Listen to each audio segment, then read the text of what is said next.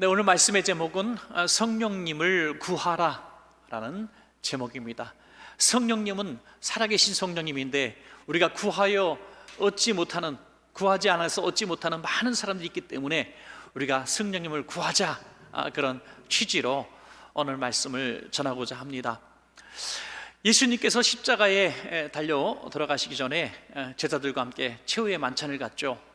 이제 제자들은 근심에 사로잡히게 됩니다. 예수님께서 십자가 지시고 돌아가실 것을 예언하니 얼마나 마음이 근심이 됐겠습니까? 당시의 상황도 예수 믿는 사람들을 다 잡아 죽이려는 그런 상황 가운데 놓여 있습니다. 두려워 떨고 있었습니다. 그런데 예수님이 그마저 떠나신다니 얼마나 두렵겠습니까?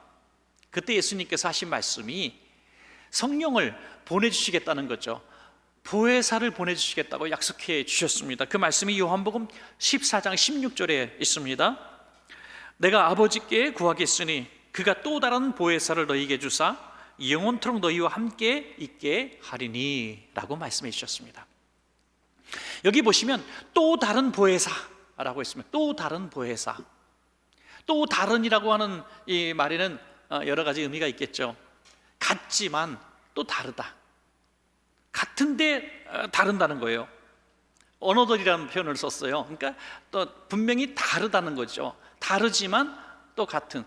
이 말씀은 지금 육신으로 오신 예수님이 너희들과 함께 있는 것처럼 이제 나는 십자가에 달려 죽고 부활하고 승천하겠지만 또 다른 내가 온다는 거죠. 또 다른 날.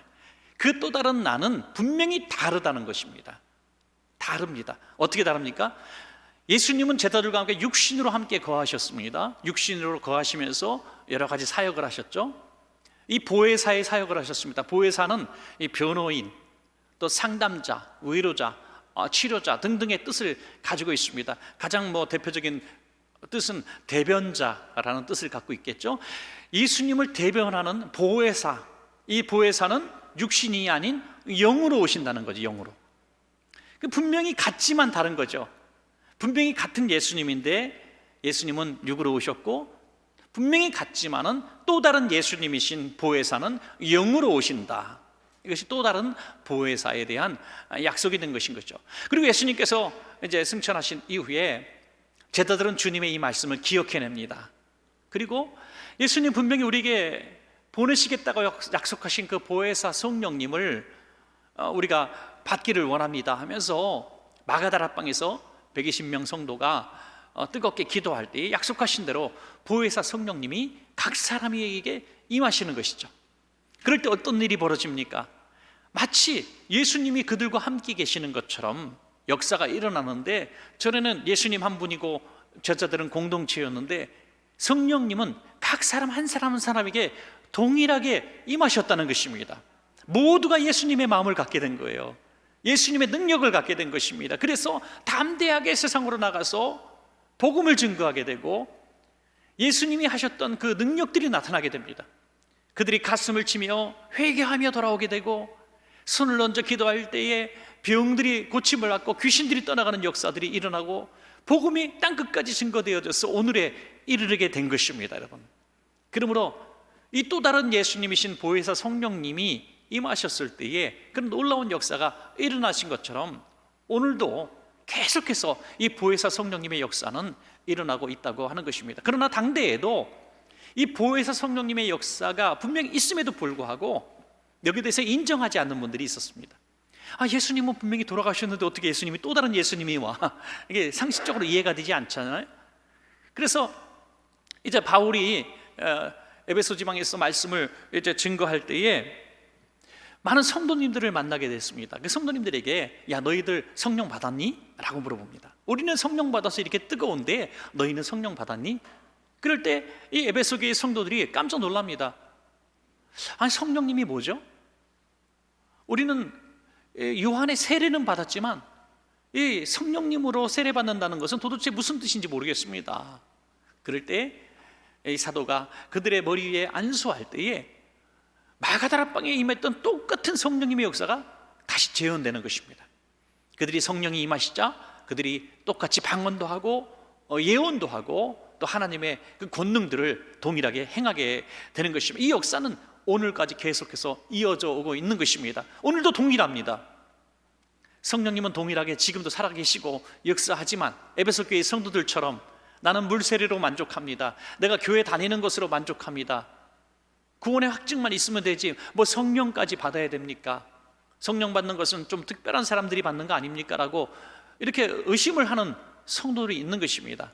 그러나 분명히 성령님은 주님께서 또 다른 나를 보내신 것이라고 약속해 주신 것입니다. 우리가 마음문을 열고 예수님 모시듯이 성령님을 반드시 모셔야 된다는 것입니다. 그리고 성령님과 함께할 때에 바로 예수님이 우리 안에 계셔서 행하셨던 일들이 우리 삶 가운데서 통일하게 일어나는 것입니다. 그래서 우리는 오늘 말씀을 통해서 결심해야 합니다. 오늘은 성령님을 내가 간절히 구하겠습니다 하는 거죠. 아주 짧은 시간이지만은 설교 후에 성령님, 내가 성령님을 구합니다. 예수님이 분명히 약속하셨고 제자들이 받았고 많은 성도들이 받았고 또 지금도 받고 있는 그 성령님을 나도 마음문을 열고 받기를 원합니다 하고 성령님을 구하는 것입니다. 감사한 것은 성령님은 구하는 자에게 다 임하여 주시겠다고 약속해 주셨다는 말씀이 있는 것입니다. 누가복음 11장 13절에 너희가 악할지라도 좋은 것을 자식에게 줄 줄 알거든 하물며 너희 하늘 아버지께서 구하는 자에게 성령을 주시지 않겠느냐. 자식이 좋은 거 달라고 뗐으면 어느 부모가 주지 않습니까? 좋은 것이면 다 줍니다. 성령님은 좋으신 분이십니다. 우리가 구하면 주시는 것입니다. 그러므로 오늘 이 말씀 통해서 우리가 예배도 회복되어지고 신앙도 회복되어지는 복 있는 날 되시기를 간절히 바랍니다. 여러분, 우리가 성령님 없이 산다는 것은 참으로 불행한 일입니다. 너무나 두렵고 외롭고 끔찍한 일입니다. 이 세상에 수많은 사람들이 살아가고 있지만 성령님 없이 살아가는 사람들은 아무리 많은 재물을 가지고 아무리 큰 권력을 가지고 아무리 많은 지식이 있어도요, 결국에는 조그만 일에 너무나 두려움이 사로잡히고 쓰러지고 넘어지게 되어 있습니다. 우리 육신도 마찬가지고 우리의 마음도 마찬가지. 우리가 우리 마음을 어떻게 감당할 수가 없는 것입니다. 그래서 세상 사람들은 다 이 점쟁이를 찾아가고 또 운에 맡기고 유행을 너무너무 바라는 것 같아요. 이사를 해도 너무나 두렵기 때문에 손 없는 날을 찾아서 이사를 하잖아요. 손 없는 날. 손 없이 어떻게 이사하는지 모르겠지만 하여튼 손 없는 날 이사를 합니다. 이 손 없는 날의 의미는 잘 아실 거예요. 참 재밌더라고요. 이 사람이 하는 일들을 방해하는 귀신이 있대요. 이 귀신이 잠깐 방학을 맞는 날이 손 없는 날이에요. 그래서 이사하는 날 방해를 하지 않는데요. 야, 그런 날 있으면 참 좋겠어. 그런 날 찾아서 우리가 은혜도 받고 기도원도 가고 그러면 좋을 텐데, 하여튼 이 손 없는 날, 귀신이 역사하지 않는 날을 찾는다는 거예요. 또 어떤 사람은 이 결정 장애가 있어요. 아무것도 혼자 결정 못해요. 배울 만큼 배운 사람이. 그래서 동전을 늘 갖고 다니, 동전을. 그래서 짜장면 먹을까 짬뽕 먹을까, 앞면 나오면 짜장면, 뒷면 나오면 짬뽕, 이렇게 던지고. 근데 이 사람이 어떤 사건을 벌이냐면 이게 신문에 났대요. 맞선을 봤는데 결혼할까 말까를 동전 던지기로 결정했다 그래. 여러분, 이게 귀신에 사로잡히고 악신에 사로잡힌 사람 아니고 어떻게 이런 일을 할 수가 있겠습니까? 자기 인생이 자기 게 아닌 거예요. 여러분, 그러나 성령의 이끌림을 받는 사람은 진리의 영이신 성령께서 우리를 진리 가운데로 인도하실 줄로 믿습니다. 두렵지가 않은 거예요. 어떤 삶 가운데에서도 성령님의 인도하심을 받으니 얼마나 당당하고 행복하고 안전하고 성공적인 길이 되지 않겠습니까? 그러므로 성령님은 선택이 아니라 반드시 우리가 받아야 될 귀하신 하나님이신 줄로 믿습니다. 여러분, 자, 성령님과 함께 동행하는 삶을 살게 되면 어떤 역사가 일어나는가? 첫 번째로 죄와 사망의 법에서 해방되는 것입니다. 여러분, 죄와 사망에서 해방시키시는 성령님을 우리가 만나게 됩니다. 아담으로부터 지은 원죄까지 우리가 다 더듬어 올라가지 않는다 할지라도 우리는 과거에 지은 죄 때문에 참 많이 힘들어합니다. 과거에 있었던 실수와 실패들 때문에 우리가 벗어나지 못하는 수많은 사람들이 있습니다. 그 과거의 죄와 그 잘못된 일들을 통해서 마귀는 끊임없이 우리를 괴롭히는 겁니다. 너까지 꽤 살아서 무엇하냐? 너는 죽어 마땅한 존재야. 너는 할 수 없는 인생이야. 너는 쓸모없는 사람이야. 자꾸 얘기한다는 거예요. 여러분, 세상 사람들 그러면 술을 먹고 잊어버리려고 뭐 마약에 손을 대고 또 다른 일에 매진하기도 하고, 하지만 잃어버립니까? 잊을 수가 없는 거예요. 또 어떤 사람은 오늘 짚고 있는 이런 죄악들, 중독성 있는 죄악들 때문에 너무 괴로운 거예요. 우리 중독이 너무 많잖아요. 술 중독, 마약 중독 이런 것들 떠나서도 우리가 도박 중독, 쾌락에 빠진 중독들, 우리가 이런 것 때문에 얼마나 힘듭니까, 여러분? 어떤 도박 중독에 걸려서 집안의 살림을 다 날려버린 사람이 있어요. 너무나 가족한테 미안하고 너무너무 가슴이 아프고 자신이 원망스러운데 자녀들에게는 한 푼도 용돈도 주지 않고 아내에게 살림하라고 돈도 주지 않으면서 또 돈을 빚내갖고 도박하러 가는 자신을 보면서 너무너무 자신이 미웠다는 거예요. 여러분, 우리는 이길 수가 없어요. 어떤 청소년이 이제 내일 시험인데, 고등학생인데 시험을 봐야 되는데 이 오락의 유혹을 이길 수가 없는 거예요. 오락에. 그래서 화면을 2개를 띄워놓습니다. 하나는 오락이고 하나는 공부하는 화면을 띄워놓고, 엄마 오면 공부하는 화면을 띄우고 엄마 나가면 다시 오락을 합니다. 막 오락을 하면서 내일 시험 공부해야 되는데 엄마가 간식 갖고 들어와서 공부 열심히 하니 톡톡 어깨 두드려주고 살짝 나가면 엄마한테 미안하고 그러면서 게임을 하고 있으면서 울면서 게임을 했대요. 울면서 나는 안 되는데, 이러면 안 되는데 울면서 게임을 했대. 그 학생의 모습이 너무 측은하지 않아요? 너무 공부를 해야 되는데, 엄마한테 내가 기쁨을 드려야 되는데 지금 오락을 하면서 울고 있는데 자신의 모습, 이러면 안 되는데 하면서 오락을 하고 있는, 인생이 그렇다는 거예요. 인생이 그렇게 연약하다는 거예요. 막한 마귀는요, 우리의 육신을 볼모로 잡고 육신이 행하고 싶은 대로 하게 만드는 권세가 있습니다.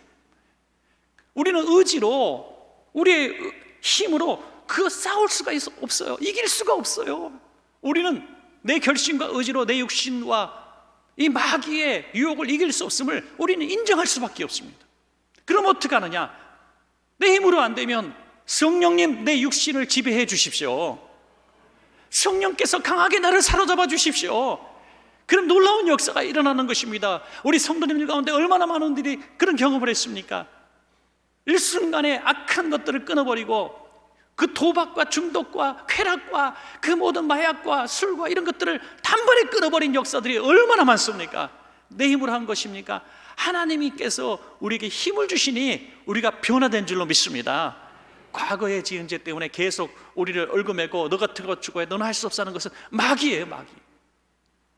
오래전에 드렸던 말씀 중에 아일 카이들먼 목사님이 지은 나의 끝 예수의 시작이라는 책에 보면 차를 후진하다가 자기 어린 아들을 쳐서 죽인 사람의 이야기가 나옵니다.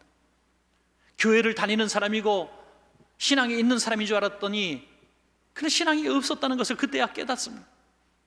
목사님과 상담하는 중에 이런 얘기를 합니다.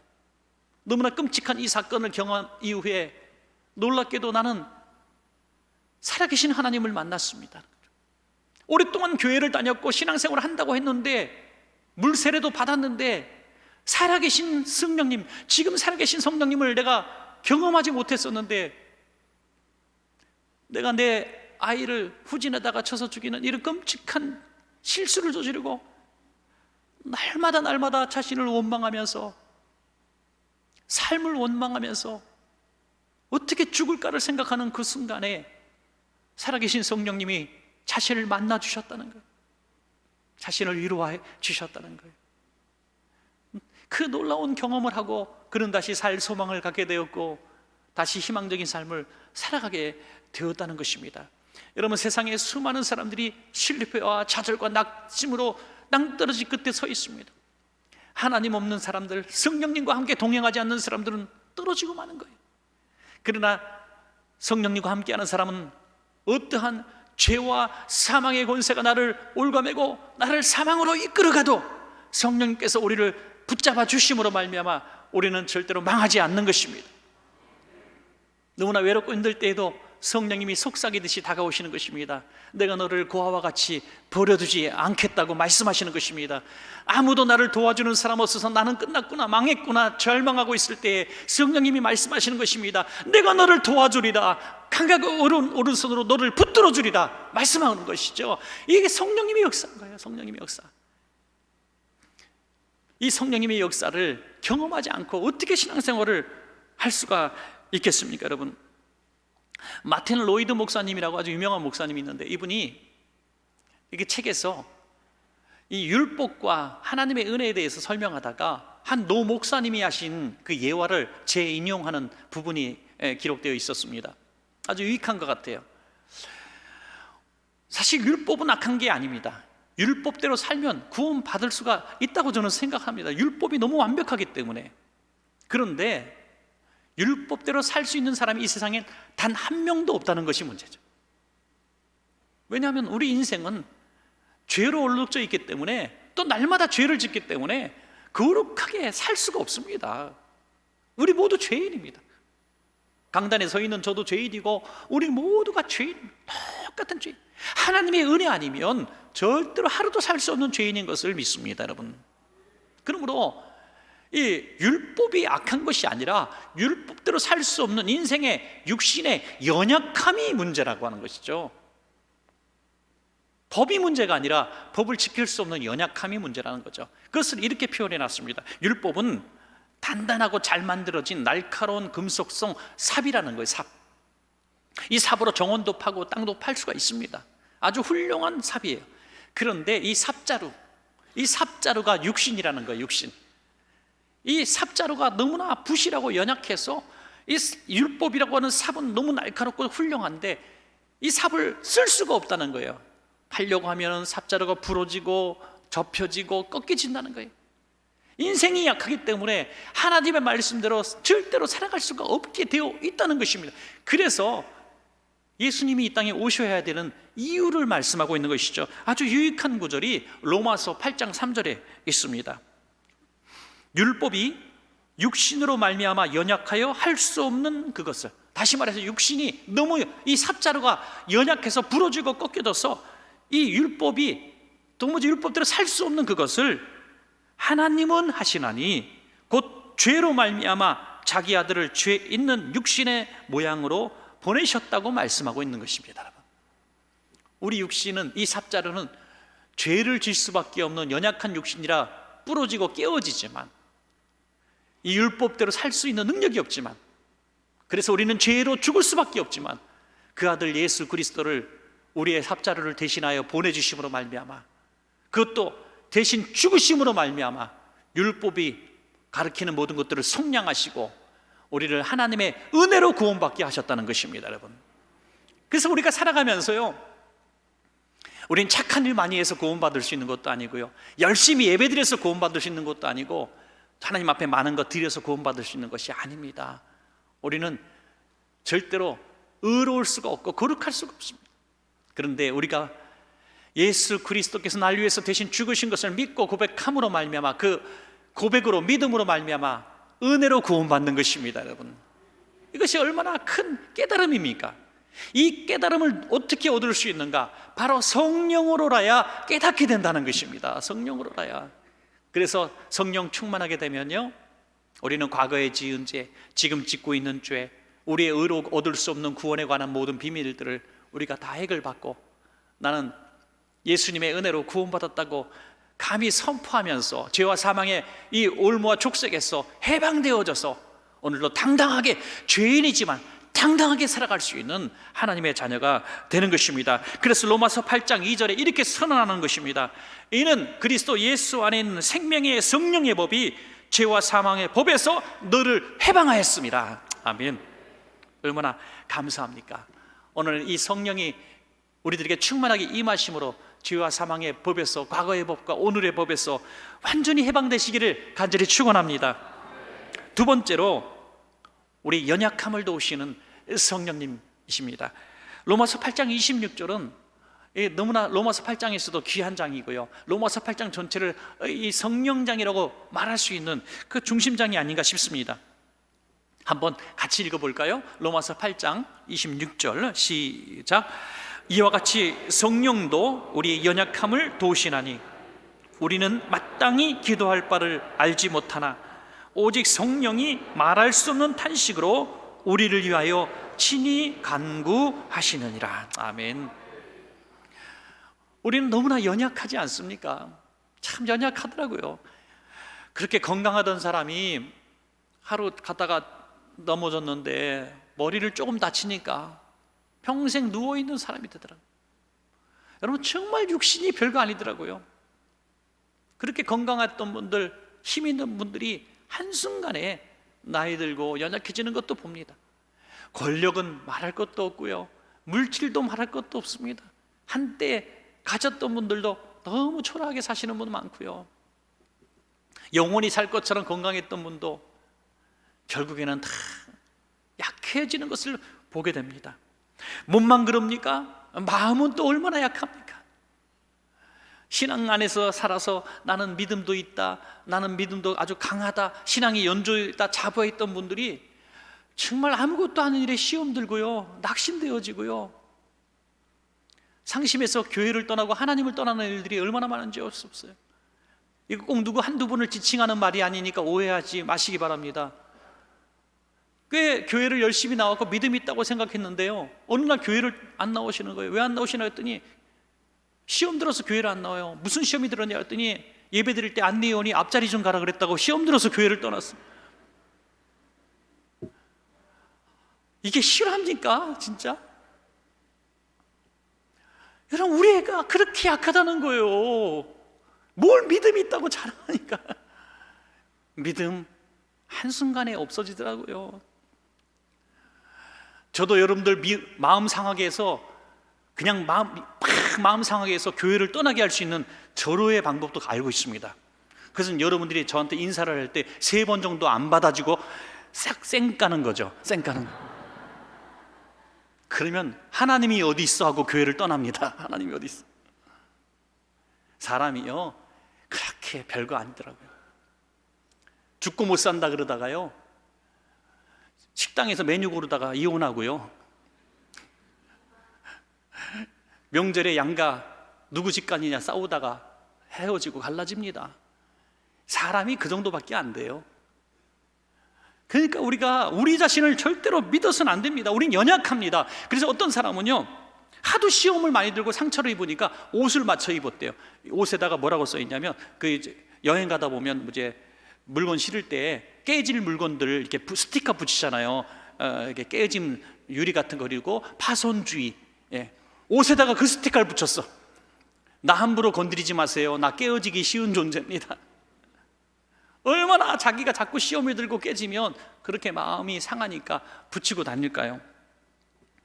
사실 우리는 질그릇과 같이 연약합니다. 그래서 사도 바울도 우리 인생이 뭐냐, 우리는 질그릇과 같이 연약하다고 비유해 놓았습니다. 그런데 사도 바울은 거기서 끝난 것이 아니라 우리의 육신은, 우리의 마음은 질그릇같이 연약하지만 강하신 하나님께서 성령으로 우리 안에 거하기를 기뻐하신다고 말씀하고 있는 것입니다.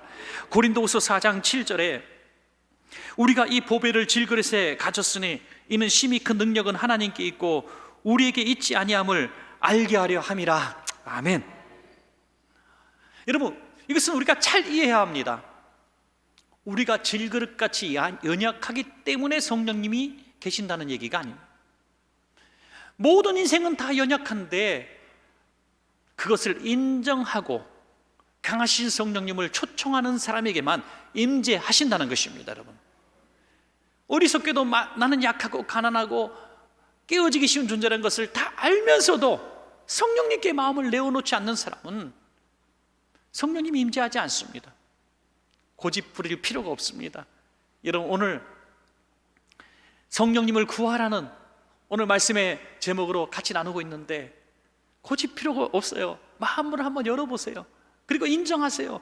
하나님, 나는 질그릇같이 깨어지기 쉽고요, 연약하기 짝이 없습니다. 육신도 마음도 우리의 믿음도 너무너무 연약합니다. 그래서 하나님, 오늘 내 마음을 엽니다. 질그릇 같은 내 마음을 엽니다. 강하신 성령님, 내 안에 임재하여 주시옵소서 라고 우리가 구한다면 성령님은 임재해 주신다는 것입니다. 얼마나 놀라운 비밀입니까 여러분. 구하여 우리가 얻을 수 있는데 구하지 아니함 때문에 얻지 못하는 것입니다. 여러분, 어떤 성도님은 우리 교회 나오시기 전에 참 많은 질병을 앓고 있었습니다. 우울증이 너무나 심각했고 심장질환까지 앓고 있었습니다. 우울증에 심장질환 앓고 있어서 어떻게 죽을까 그런 죽음의 공포 속에 살고 있었습니다. 그리고 이제 신앙생활을 시작하고 거의 3개월에 걸친 영적 전쟁을 했다고 해요. 마귀는 너는 죽을 거야, 너 같은 거 살아서 뭐해, 소망 없다는 얘기를 계속했지만 성령님은 계속 그에게 용기를 주십니다. 너는 다시 살 거야, 살아날 거야, 건강을 회복할 거야. 그는 성령님의 이 말씀을 선택했습니다. 성령님을 의지했습니다. 그리고 그 질병에서 깨끗이 해방된 것을 믿으시기 바랍니다. 여러분, 우리가 연약함을 가지고 그냥 살 것인가, 인정하며 살 것인가, 이 연약함 속에 주님 모시고 살 것인가는 우리의 중요한 선택이라고 하는 것입니다.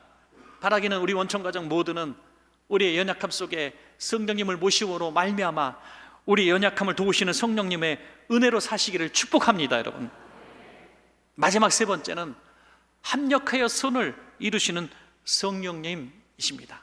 합력하여 선을 이루시는 성령. 여러분, 세상 사람들과 성령의 사람이 살아가는 이 방식이 너무 다른 것 같아요. 세상 사람들은 계획된 대로 이루어지지 않으면 절망합니다. 생각지도 않았던 부도를 만나고 질병에 걸리고 사건을 만나고 사고를 당하면 절망하고 후회하고 원망합니다. 그러나 성령의 사람은 똑같은 상황을 경험할 때에 어떻게 반응하느냐? 하나님께서 뜻이 계시겠지, 하나님의 계획이 계시겠지, 하나님의 손을 의지하고 희망을 잃지 않는 것입니다. 어떻게 그런 놀라운 차이가 있을 수 있습니까? 그 안에 성령께서 깨닫게 하시는 분과 성령이 없는 사람의 중요한 차이라고 하는 것입니다. 여러분, 어떻습니까?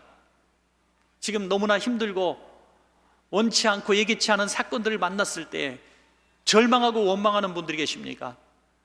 오늘 만약에 성령님을 구하셔서 성령님이 여러분 가운데 임재해 주시면은 그 모든 일들조차 하나님의 계획 속에 있음을 분명히 알게 해 주실 줄로 믿습니다. 여러분, 그러므로 안 되는 일이 잘 되게 되는 것을 우리는 보게 되는 것입니다. 너무나 놀랍지 않습니까? 그것이 합력하여 선을 이룬다는 거예요. 합력이란 뜻이 뭡니까?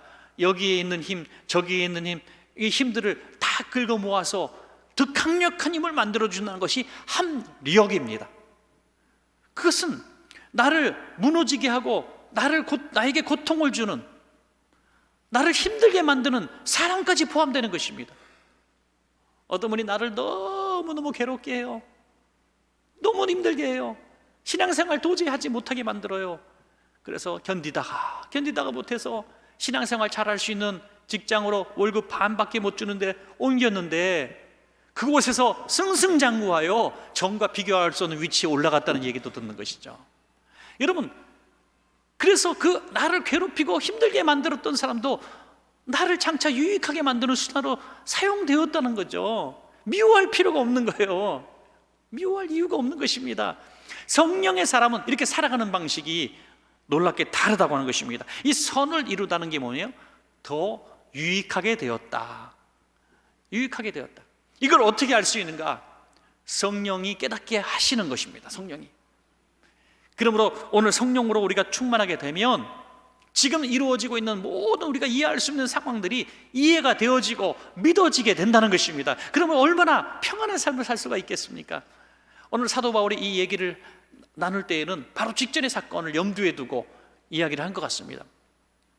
바로 직전에, 이 말씀하기 직전에 어떤 사건이 있었냐면 빌립보 지방에서 복음을 증거하는데 복음이 잘 전파되지 않는 거예요. 예수 믿으세요, 예수 믿으세요. 복음을 받아들이지 않아요. 너무나 속상하고 있는데 귀신 들린 한 소녀를 만납니다. 불쌍해서 귀신을 쫓아내 주었습니다. 그랬더니 그 귀신을 통해서 점을 치던 사람들이 이제 수익이 끊겼으니까 고발해서 감옥에 갇히게 돼요. 여러분, 이 상황을 바라보면 얼마나 하나님이 원망스럽겠어요. 복음을 증거하러 왔는데 복음은 전파되지 않고 귀신 들린 아이를 고쳐뒀더니 감옥에 갇히고, 정말 한 시간 급한 이 귀한 시간에 나가서 복음을 증거해야 되는데 감옥에 갇혀 있어요. 하나님, 도대체 하나님 뜻이 무엇입니까? 라고 원망해야 마땅하지 않습니까? 우리가 하나님 앞에 뭔가 충성하려고 사업을 하고, 내가 하나님 앞에 뭔가 헌신하려고 내가 직장도 옮기고 일도 이렇게 열심히 하는데 되는 일이 없을 때는 하나님, 도대체 왜 그러십니까? 내가 돈 열심히 벌어서 좋은 일을 하려고 하는데 왜 안 됩니까? 이렇게 원망하지 않겠어요? 그런데 성령의 사람인 사도 바울은 찬양이 나왔다는 거예요. 할렐루야. 주님의 뜻을 이루소서라고 찬양이 나왔다. 꼭 이 찬양을 했다는 건 아니고요, 제가 그냥 그런 거 했을 것 같다 생각이 드는 거예요. 이렇게 찬양을 할 때 옥문이 열리는 역사가 일어나고, 탈옥하지 않았지만 그 일을 통해서 그렇게 전도가 안 되던 빌립보 지방에 자기를 때리고 가뒀던 간수와 그 가족들이 예수 믿고 세례받는 역사가 일어나게 된 것입니다. 하나님의 계획은 우리가 알 수가 없어요. 그 하나님의 계획을 알게 하고 그 하나님의 계획을 의지하게 하고 하나님의 계획대로 이루어지게 하는 능력이 어디서 나오는가? 바로 성령님의 능력을 힘입는 사람에게서 나온다는 것이죠. 그러므로 합력하여 선을 이루시는 하나님을 우리가 신뢰하고 살아간다는 것, 얼마나 귀한 일인가. 요셉은 그 형들에 의해서 노예로 팔리지 않았습니까? 요셉의 소원은 빨리 집으로 돌아가는 거예요. 그런데 요셉 안에 성령님이 동행하시니까 늘 이 말씀 속에 자세히 그 본문들을 읽어보시면 여러 번 반복되어 나오는 말씀이 나오는데, 하나님이 요셉과 함께 하심으로 요셉이 형통하였더라라는 말씀이 나와요. 저는 이 구절이 얼마나 감동적인지 몰라요. 형통이란 게 뭡니까? 빨리 집으로 돌아오고 형들이 벌 받는 건데 그게 형통이 아니라는 거예요. 하나님이 함께 하시는 것이 그 자체가 형통이라는 것입니다. 그러므로 성령의 사람은 어떠한 상황에 있어도 형통한 사람이 되는 것입니다. 여러분, 요셉이 장차 국무총리가 되어서 형들에게 이런 얘기를 하죠. 창세기 50장 20절에 당신들은 나를 해하려 하였으나 하나님은 그것을 무엇으로 바꿨다고요? 선으로 바꿨다. 가장 잘되게 하셨다. 오늘과 같이 많은 백성의 생명을 구원하게 하시려 하셨습니다. 이게 합력하여 선을 이뤘다는 것입니다. 사랑하시는 여러분, 오늘 우리가 성령님을 구해야 될 이유에 대해서 말씀을 나눴습니다. 성령님을 구하면 과거와 현재와 미래의 죄와 사망의 권세에서 우리는 자유로울 수가 있습니다. 그리고 성령의 사람이 되면 우리의 연약한 영육 간의 모든 약함으로 인하여 당하는 모든 이 실패와 고통들을 우리가 감당하고 이길 수가 있습니다. 그리고 우리가 성령의 사람이 되면 성령이 알게 하심으로 말미암아 오늘 일어난 모든 이해할 수 없는 일들도 주님이 일하고 계심을 우리가 믿고 알게 되는 것입니다. 이 귀하신 성령님, 우리가 간절히 구하여 여러분 성령의 사람으로 승리하시기를 간절히 축원합니다.